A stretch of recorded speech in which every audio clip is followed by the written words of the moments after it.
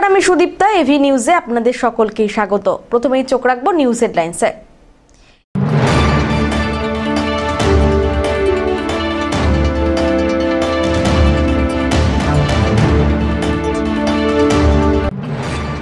আলু চাষেও এবারে বীমার সুযোগ পাবেন চাষিরা, খুশির হাওয়া কৃষক মহলে।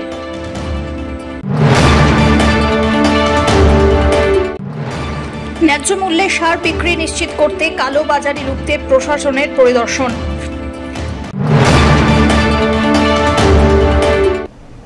এবার আসছে বিস্তারিত সংবাদে। কৃষি দপ্তরের উদ্যোগে শস্য বীমার সুবিধা দেওয়া হয় কৃষকদের। আর রবি মরশুমে আলু, গম সহ বিভিন্ন শস্য চাষ করেন কৃষকরা।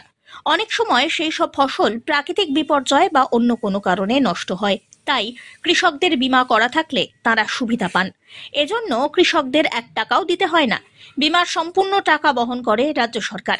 এদিন জেলা শাসকের কার্যালয়ের সামনে রবি মরশুমে শস্য বীমার জন্য 2টি ট্যাবলো বের করা হলো। ট্যাবলো দুটি বিভিন্ন কৃষি প্রধান এলাকায় ঘুরবে। এদিন ট্যাবলো উদ্বোধনে উপস্থিত ছিলেন জেলা শাসক শামা পারভিন, জেলা পরিষদের সভাধিপতি কৃষ্ণা রায় বর্মন, কৃষি দপ্তরের আধিকারিক সহ আরো অনেকে। এ বিষয়ে জেলা শাসক জানান, আপনারা সব জানেন কি প্রত্যেক বছরই আমাদের এগ্রিকালচার ডিপার্টমেন্টের আন্ডার বাংলা শস্য বীমা যোজনা তত্ত্বাবধানে স্টার্ট হয়ে রবির জন্য হয়ে খরিফ জন্য হয়। তো এটা আজকে রবি যেটা ক্রপ আছে ওর জন্য বাংলা শস্য বীমা আজ থেকে এখান থেকে স্টার্ট হচ্ছে। ওর শুভ উদ্বোধন আমরা এখান থেকে করলাম। তো ট্যাবলো আছে, এটা অ্যাওয়ারনেস জন্য আছে। আমাদের যতগুলো চাষিরা আছে ওদেরকে অ্যাওয়ার করার জন্য এখন থেকে স্টার্ট হচ্ছে, ওরা এনরোল করাতে পারবে। প্রত্যেক বছরই আমরা একটা করে ট্যাবলো থাকতো, কিন্তু এবার আমরা ঠিক করেছি প্রত্যেক ব্লকের জন্য একটা করে ট্যাবলো যাবে এখান থেকে, যেটা আমাদের যেখানে বেশি চাষগুলো হচ্ছে या মার্কেট এরিয়া আছে যেখান থেকে আমরা বেশি লোককে রিচ করতে পারবো, এরকম রুট ঠিক করা হয়েছে এখানে। গত বছর আমাদের এখানে 71,000 চাষিদেরকে আমরা এনরোল করেছি। এবার আমরা টার্গেট ধরছি 80,000 চাষিদেরকে আমরা এখানে করতে পারবো। এর মধ্যে আমাদের আলু আছে, যেটা মেজ আছে, বোরো প্যাডি আছে, ওই সবগুলোকে এখানে আমরা এখানে কভারেজ করব। আপনারা সবাই জানেন কি এখানে চাষিদেরকে কোনো প্রিমিয়াম দিতে হয় না, এটা একদমই জিরো কস্ট আছে ওনাদের লেভেলে। যা আছে এটা স্টেট গভর্নমেন্টে কিন্তু এটাকে বের করে, আর এটা ভালোই মানে পাবলিককে আমরা রেসপন্স পেয়েছি আগেও। আমরা আশা করছি কি যতগুলো আমরা ফার্মার্স আছে সবাই করছেন আমরা পৌঁছতে পারবো। ধীমান রায়ের রিপোর্ট।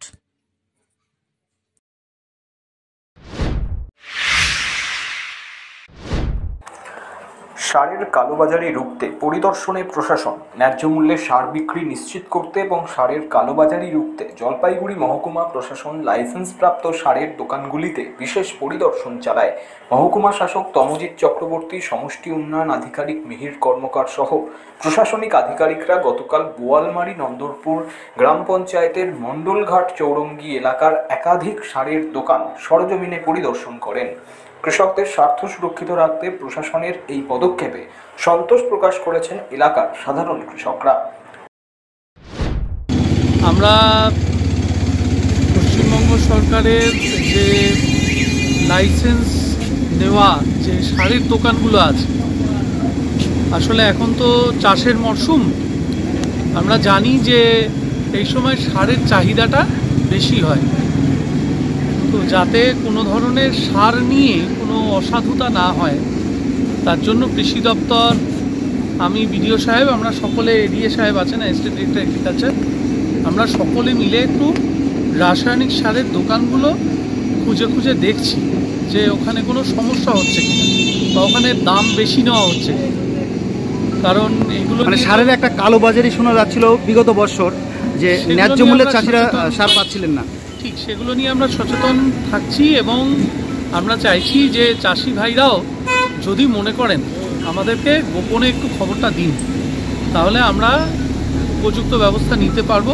এবং কৃষি দপ্তর, আপনি জানেন যে পশ্চিমবঙ্গ সরকারের যে কৃষি দপ্তর আছে এবং কৃষি বিপণন দপ্তরও, এরা চমৎকার কাজ করছে এই ব্যাপারটায়। এবং পশ্চিমবঙ্গ সরকার তথা পশ্চিমবঙ্গের যে কৃষিক্ষেত্রে বিকাশের হার দেশের মধ্যে সর্বাধিক অগ্রগণ্য। সুতরাং আমাদের চাষি ভাইদের যাতে কোনো রকম সমস্যা না হয়, তাদের সার পাওয়ার ক্ষেত্রে কোনো সমস্যা না হয় এবং সার ঠিক দামে যাতে তারা কিনতে পারেন, এমআরপির নিচে যাতে দাম থাকে, সেই বিষয়ে আমরা একটা নজরদারি চালাচ্ছি। সব্যসাচী মজুমদারের রিপোর্ট।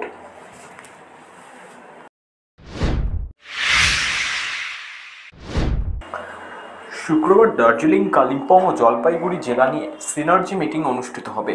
তার আগে প্রস্তুতি হিসাবে বৃহস্পতিবার জলপাইগুড়ি জেলাশাসকের কনফারেন্স রুমে এক উচ্চ পর্যায়ের বৈঠক অনুষ্ঠিত হয়। এদিন শিল্প স্থাপনা সংক্রান্ত বিভিন্ন সংস্থা, সংগঠন ও রাজ্য সরকারের দপ্তরের আধিকারিকরা এই বৈঠকে উপস্থিত ছিলেন।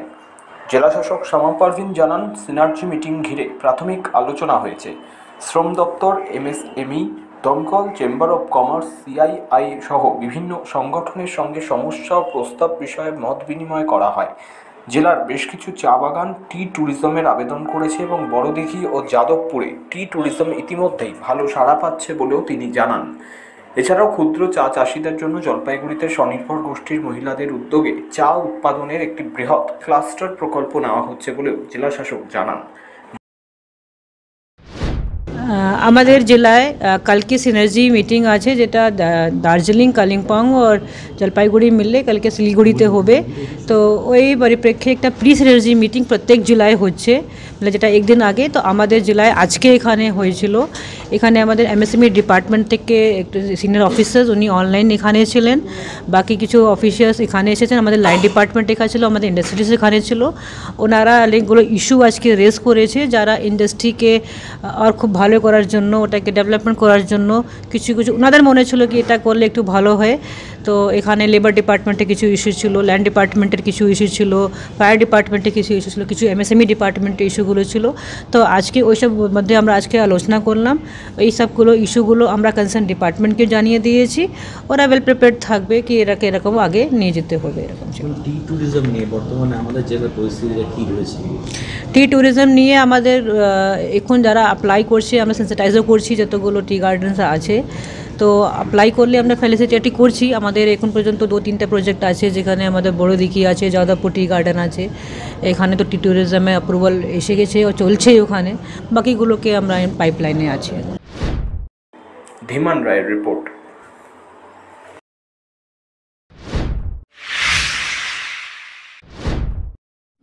আমার মনে হয় আমি সেই মহাভারতের কর্ণ, কারণ আমার মধ্যে কাজ করার যোগ্যতা আছে, সেই গুণ আছে। বৃহস্পতিবার শরৎচন্দ্রদেব রায়কথ সাংস্কৃতিক কলা কেন্দ্র আয়োজিত জলপাইগুড়ি তৃণমূল কংগ্রেসের SC-OBC সেলের সাধারণ সভায় এমনই মন্তব্য করে আলোচনার কেন্দ্রবিন্দুতে উঠে এলেন সংগঠনের জেলা সভাপতি কৃষ্ণ দাস। এদিন সাংবাদিকদের প্রশ্নের উত্তরে জেলা নেতৃত্বের একাংশের অনুপস্থিতি নিয়ে প্রতিক্রিয়া জানাতে গিয়ে তিনি বলেন, আমার মধ্যে কাজ করার মানসিকতা আছে, বারবার তার প্রমাণ দিয়েছে, কিন্তু অনেকেরই হয়তো আমাকে মেনে নিতে অসুবিধা হয়। সত্যি কথা বললেই অনেক সময় আমাকে বিতর্কিত আখ্যা দেওয়া হয়, কখনো দলের লোকেরা, কখনো বিরোধীরা।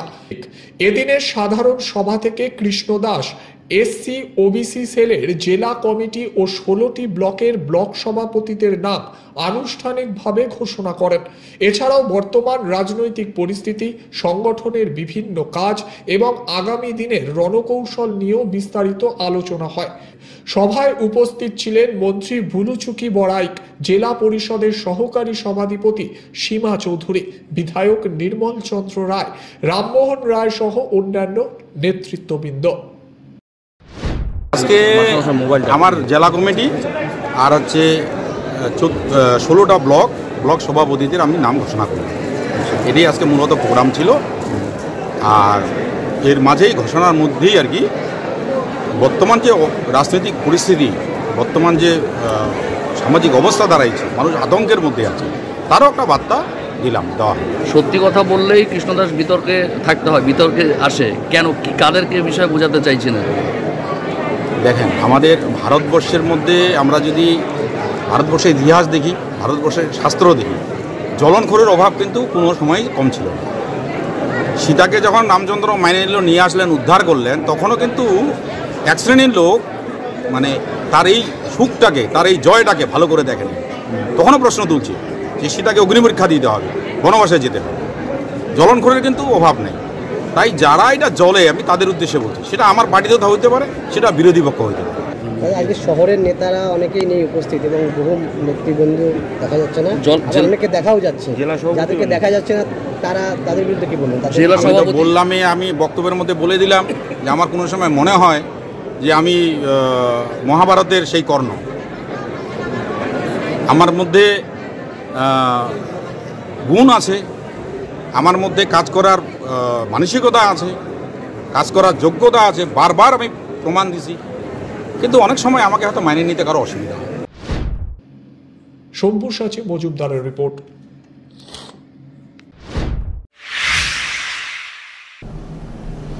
নিয়ে নিচ্ছে ছোট্ট একটি বিরতি, ফিরে আসছি বিরতির পর, সঙ্গে থাকুন।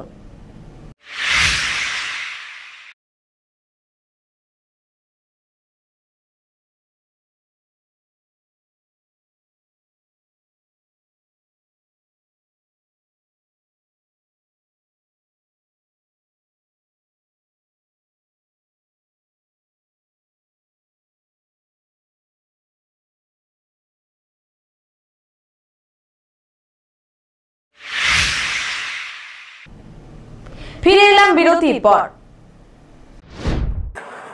4টি শ্রম কোড বাতিলের দাবিতে পথসভা করল সিপিএম।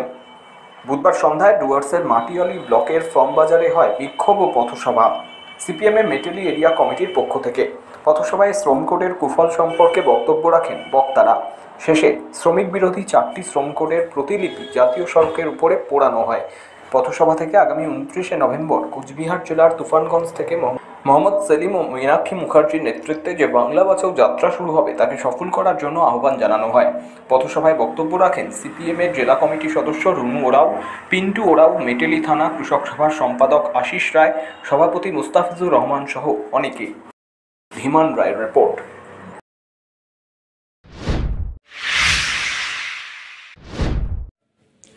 ক্লাস শুরু, টিফিন, ক্লাস শেষ, স্কুলের ঘন্টার সঙ্গে পরিচিত পড়ুয়ারা, আর তার সঙ্গে যুক্ত হলো জল ঘন্টা। এবার ছাত্রীদের জলপানের জন্য ঘন্টা বাজছে জলপাইগুড়ির ময়নাগুড়ির পানবাড়ি জুনিয়র হাই স্কুলে। প্রত্যন্ত গ্রামের এই স্কুলে পড়ুয়া সংখ্যা 80 জন। পড়াশোনার পাশাপাশি ছাত্রীদের স্বাস্থ্য নিয়েও যথেষ্ট সচেতন স্কুল। বলা হয় জলই জীবন, কিন্তু জল কম খাওয়ার কারণে শরীরে নানা সমস্যার সম্মুখীন হন ছাত্রীরা। ছাত্রীদের মধ্যে জলপানের অভ্যাস তাই তৈরি করতে জল ঘন্টা চালু করল পানবাড়ি গ্রামের এই স্কুল। স্কুল চলাকালীন 2 বার ঘন্টা বাজবে। সেই সময় ছাত্রীদের নিয়ম করে জলপান করাচ্ছেন শিক্ষিকারা।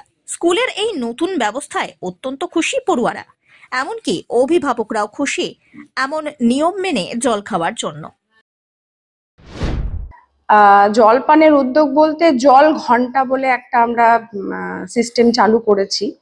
তো জল ঘন্টা বলতে ক্লাস চলাকালীন ওদের টিফিন পিরিয়ডের আগে, এখনো পর্যন্ত আমরা এই উদ্যোগটুকুই নিয়েছি, টিফিন পিরিয়ডের আগে এক্সট্রা 2টো বেল পড়বে 1 ঘন্টা বাদে বাদে। বাচ্চারা তো জল খেতে চায় না সহজে, তো 1 ঘন্টা বাদে বাদে ঘন্টাটা পড়বে। তো সেই সময়ে ক্লাস চলাকালীনই ওরা 2 মিনিট হোক বা 5 মিনিটের গ্যাপে জলটা খাবে, এবং এটা সবার জন্য কম্পালসারি। ওই মোমেন্টে যদি ওই ক্লাসে কোনো টিচারও থাকে তিনিও খাবেন। এইটুকুই ইনিশিয়েটিভ নেওয়া হয়েছে।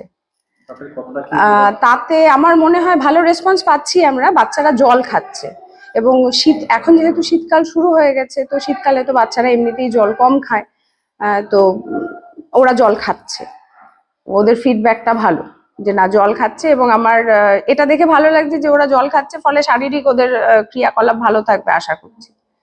আমরা লাস্ট 19 নভেম্বর থেকে স্টার্ট করেছি, বেশি দিন হয়নি, তো দেখা যাক কতটা করতে পারি আর কি। আচ্ছা বলছি, তোমাদের যখন ওয়াটার বেল কি করো? আমরা সবাই জল খাই। জল পান করো? হ্যাঁ। আচ্ছা, পাশাপাশি বান্ধবীরাও করে? হ্যাঁ। না, এই বেশ কিছুদিন ধরে করছি। আচ্ছা, কেমন লাগছে সবাই মিলে জল? ভালো। ভালো লাগছে? হ্যাঁ। ম্যাডামরা বলে না প্রতিদিন বলে না? হ্যাঁ। পাশাপাশি বান্ধবীরাও বলে জল পান করতে? আচ্ছা, বলছি এই যে তোমরা কি করো? আমি তো যেহেতু পিয়ার লিডার, আমি তাই দাঁড়িয়ে সবাইকে বলি যে তোমরা জলপান করো। এখন জল ঘন্টা বেজে গেছে, তখন সবাই জলপান করে এবং আমিও তাদের সঙ্গে জলপান করি। হ্যাঁ। এই জলপান করতে তাহলে তোমাদের কেমন লাগছে, উৎসাহ কেমন? না, ভালোই লাগছে আমাদের। যেহেতু গ্রীষ্মকালে যতটা আমরা জলপান করি, শীতকালে আমাদের ততটা পান করা হয় না, তার জন্যই আমাদের এই জলপান করার বিষয়টা হয়েছে, ওয়াটার বেল। শরীরে ভালো রাখার জন্য। হ্যাঁ। আচ্ছা, এই যে স্কুলের পাশে তুমি? হ্যাঁ হ্যাঁ। এই যে আমি এই স্কুল সম্বন্ধে বলতে চাই কি, আমাদের যে বাচ্চারা বা আমাদের মেয়েরা যে স্কুলে পড়ছে, তো আগে তো জল টল বাচ্চাগুলো কম খেত, তো যখন থেকে ম্যাডাম ওরা আর কি জলের ব্যবস্থা করেছে তখন থেকে বাচ্চাগুলো বেশি বেশি করে জল খাচ্ছে এবং তাদের একটু সুবিধাটাও কম হচ্ছে। নাইলে তো আগে গরমের দিন জল ঠিক রকম পান না করে তাদের অনেক রকম অসুবিধা বোধ করতো। তো আগে এখন তো জল কম খায় বাড়িতে। হ্যাঁ, কিন্তু স্কুলে এসে ম্যাডামরা সবসময় লক্ষ্য দেন, তো তার জন্য তারা মানে সঠিক সময়ে সঠিক সেটাই পান করতেছে জল। কেমন তাতে কি মনে হচ্ছে? তাতে মনে হচ্ছে যে বাচ্চাগুলো আগের থেকে অনেকটাই সুস্থ আছে। পিনাকি শীলের রিপোর্ট।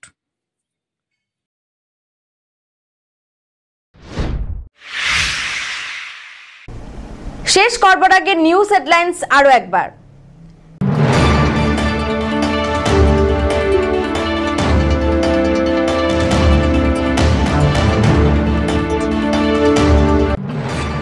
আলু চাষেও এবারে বীমার সুযোগ পাবেন চাষিরা, খুশির হাওয়া কৃষক মহলে।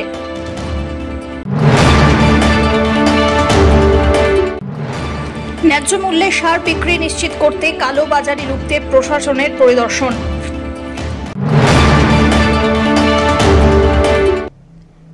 এখনকার মতন এভি নিউজ এ পর্যন্তই। পরবর্তীতে আসছি আরো সংবাদ নিয়ে। দেখতে থাকুন আমার ভিশন। নমস্কার।